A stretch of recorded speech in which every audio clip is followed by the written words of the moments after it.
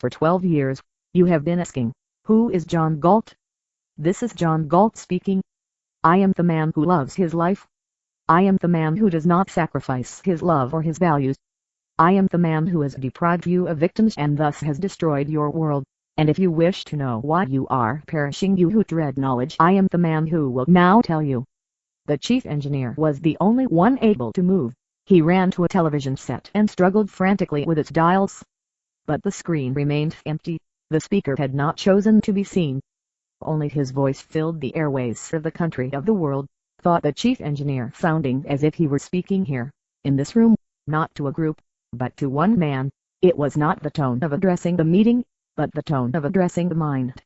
You have heard it said that this is an age of moral crisis. You have said it yourself, half in fear, half in hope that the words had no meaning.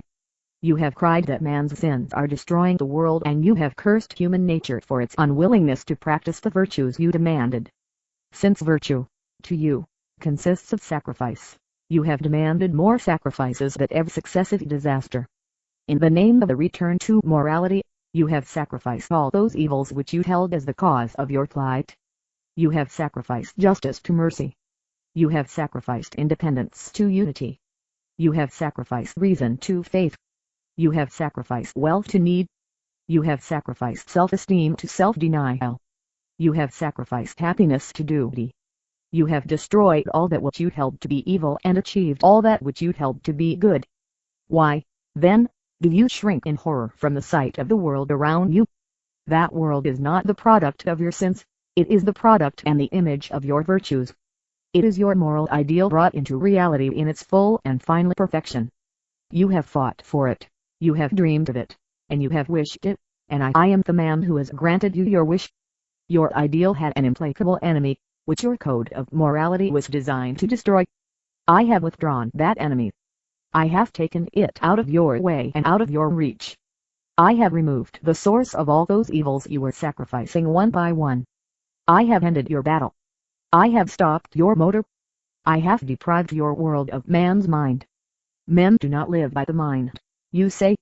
I have withdrawn those who do. The mind is impotent, you say. I have withdrawn those whose mind isn't. There are values higher than the mind, you say. I have withdrawn those for whom there aren't. While you were dragging to your sacrificial altars the men of justice, of independence, of reason, of wealth, of self-esteem, I beat you to it. I reached them first. I told them the nature of the game you were playing and the nature of that moral code of yours, which they had been too innocently generous to grasp. I showed them the way to live by another morality, mine. It is mine that they chose to follow. All the men who have vanished, the men you hated, yet dreaded to lose, it is I who have taken them away from you. Do not attempt to find us. We do not choose to be found. Do not cry that it is our duty to serve you. We do not recognize such duty. Do not cry that you need us. We do not consider need a claim. Do not cry that you own us. You don't. Do not beg us to return. We are on strike, we, the men of the mind. We are on strike against self-immolation. We are on strike against the creed of unearned rewards and unrewarded duties. We are on strike against the dogma that the pursuit of one's happiness is evil. We are on strike against the doctrine that life is guilt. There is a difference between our strike and all those you've practiced for centuries. Our strike consists, not of making demands, but of granting them. We are evil, according to your morality. We have chosen not to harm you any longer. We are useless, according to your economics. We have chosen not to exploit you any longer. We are dangerous and to be shackled, according to your politics. We have chosen not to endanger you, nor to wear the shackles any longer. We are only an illusion, according to your philosophy.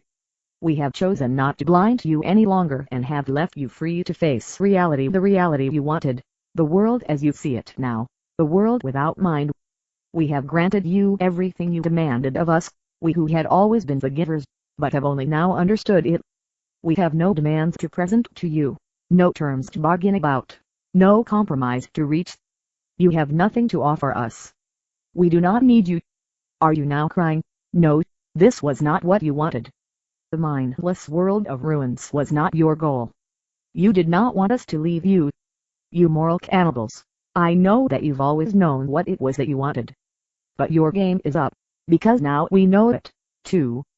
Through centuries of scourges and disasters, brought about by your code of morality, you have cried that your code had been broken, that the scourges were punishment for breaking it, that men were too weak and too selfish to spill all the blood it required. You damned man, you damned existence, you damned this earth, but never dared to question your code. Your victims took the blame and struggled on, with your curses as reward for their martyrdom, while you went on crying that your code was noble, but human nature was not good enough to practice it. And no one rose to ask the question, good question mark, by what standard? You wanted to know John Galt's identity. I am the man who has asked that question. Yes, this is an age of moral crisis. Yes, you are bearing punishment for your evil. But it is not man who is now on trial, and it is not human nature that will take the blame. It is your moral code that's through, this time. Your moral code has reached its climax, the blind alley at the end of its course. And if you wish to go on living, what you now need is not to return to morality, you who have never known any, but to discover it. You have heard no concepts of morality but the mystical or the social. You have been taught that morality is a code of behavior imposed on you by whim, the whim of a supernatural power, the whim of society, to serve God's purpose or your neighbor's welfare, to please an authority beyond the grave or else next door, but not to serve your life or pleasure. Your pleasure, you have been taught, is to be found in immorality. Your interests would best be served by evil, and any moral code must be designed not for you, but against you, not to further your life, but to drain it. For centuries, the battle of morality was fought between those who claimed that your life belongs to God and those who claimed that it belongs to your neighbors, between those who preached that the good is self-sacrifice for the sake of ghosts in heaven and those who preached that the good is self-sacrifice for the sake of incompetence on earth. And no one came to say that your life belongs to you and that the good is to live it. Both sides agreed that morality demands the surrender of your self-interest and of your mind, that the moral and the practical opposites, that morality is not the province of reason, but the province of faith and force. Both sides agreed that no rational morality is possible, that there is no right or wrong in reason, that in reason there's no reason to be moral.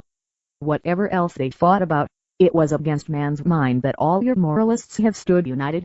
It was man's mind that all their schemes and systems were intended to despoil and destroy.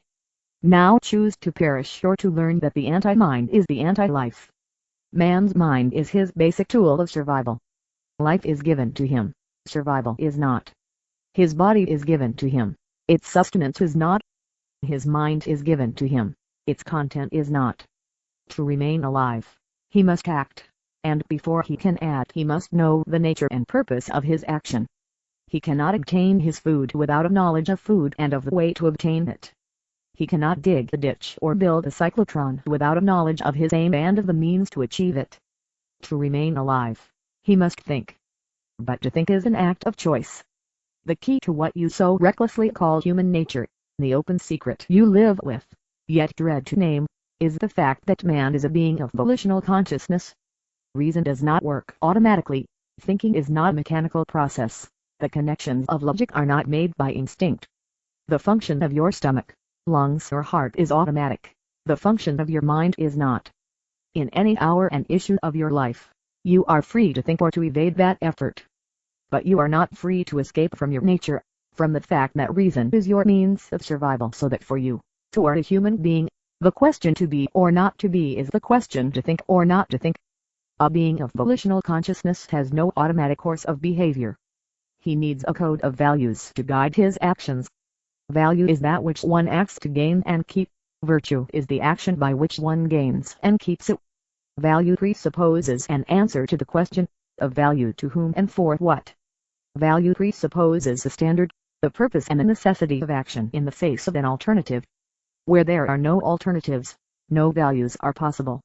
There is only one fundamental alternative in the universe, existence or non-existence, and it pertains to a single class of entities, to living organisms.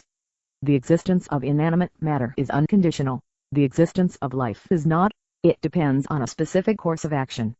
Matter is indestructible, it changes its forms, but it cannot cease to exist. It is only the living organism that faces a constant alternative. the issue of life or death. Life is a process of self-sustaining and self-generated action. If an organism fails in that action, it does, its chemical elements remain, but its life goes out of existence. It is only the concept of life that makes the concept of value possible. It is only to a living entity that things can be good or evil. The plant must feed itself in order to live. The sunlight, the water, the chemicals it needs are the values its nature has set it to pursue. Its life is the standard of value directing its actions. But a plant has no choice of action. There are alternatives in the conditions it encounters, but there is no alternative in its function. It acts automatically to further its life. It cannot act for its own destruction. An animal is equipped for sustaining its life. Its senses provide it with an automatic code of action, an automatic knowledge of what is good for it or evil. It has no power to extend its knowledge or to evade it. In conditions where its knowledge proves inadequate, it dies. But so long as it lives, it acts on its knowledge. With automatic safety and no power of choice, it is unable to ignore its own good, unable to decide to choose the evil and act as its own destroyer. Man has no automatic code of survival. His particular distinction from all other living species is the necessity to act in the face of alternatives by means of volitional choice. He has no automatic knowledge of what is good for him or evil, what values his life depends on, what course of action it requires. Are you prattling about an instinct of self-preservation? An instinct of self-preservation is precisely what man does not possess. An instinct is an unerring and automatic form of knowledge. The desire is not an instinct. The desire to live does not give you the knowledge required for living. And even man's desire to live is not automatic. Your secret evil today is that is the desire you do not hold. Your fear of death is not a love of life and will not give you the knowledge needed to keep it. Man must obtain his knowledge and choose his actions by a process of thinking, which nature will not force him perform. Man has the power to act as his own destroyer, and that is the way he has acted through most of his history. The living entity that regarded its means of survival as evil would not survive. The plant that struggled to mangle its roots, the bird that fought to break its wings would not remain for long in the existence they affronted. But the history of man has been a struggle to deny and to destroy his mind. Man has been called a rational being, but rationality is a matter of choice, and the alternative his nature offers him is rational being or suicidal animal. Man has to be man by choice. He has to hold his life as a value by choice. He has to learn to sustain it by choice. He has to discover the values it requires and practice his virtues by choice. A code of values accepted by choice is a code of morality. Whoever you are who are hearing me now, I am speaking to whatever living remnant is left uncorrupted within you, to the remnant of the human, to your mind, and I say, there is a morality of reason, a morality proper to man, and man's life is its standard of value. All that which is proper to the life of the rational being is the good, all that which destroys it is the evil. Man's life, as required by his nature, is not the life of a mindless brute, of a looting thug or a mooching mystic, but the life of a thinking being, not life by means of force or fraud, but life by means of achievement, not survival at any price, since there's only one price that pays for man's survival: reason. Man's life is the standard of morality, but your own life is its purpose. If existence on earth is your goal, you must choose your actions and values by the standard of that which is proper to man for the purpose of preserving, fulfilling and enjoying the irreplaceable value which is your life.